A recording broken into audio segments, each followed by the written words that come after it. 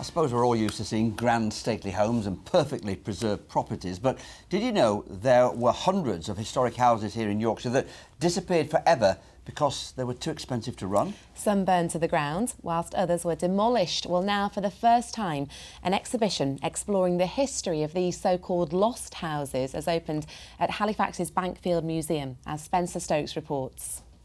This was one of Halifax's most opulent homes. Manor Heath was built by the mill-owning Crossley family in 1852, but just over a century later it had gone forever, blown up by the Halifax Corporation in 1958.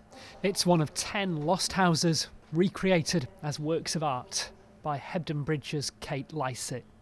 People have forgotten them, but they've only just forgotten them, and there are one or two people that remember them, or they'll have had an aunt or a mum that was in service there and asking questions, but all sorts of fascinating stories.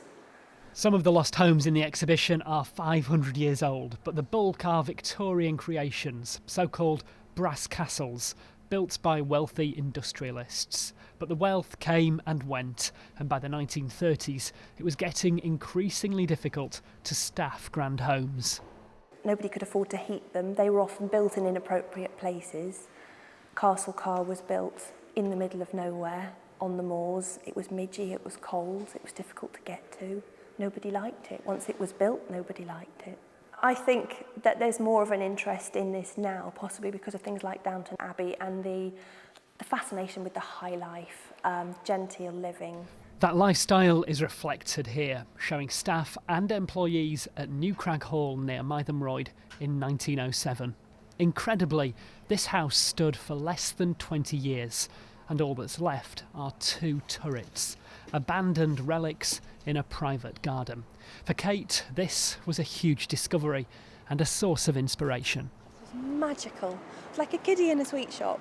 It was wonderful, and I sat here in the bright sun and I sat and I drew out all the designs, and I've incorporated all the patterns in the paintings. Today, New Crag Hall can be seen again, watercolours and gold leaf, representing what it might have looked like had it survived. Just one example of a forgotten element of Yorkshire's industrial heritage. Spencer Stokes, BBC Look North, Halifax. We've been talking about this event already, haven't we? Because we're looking forward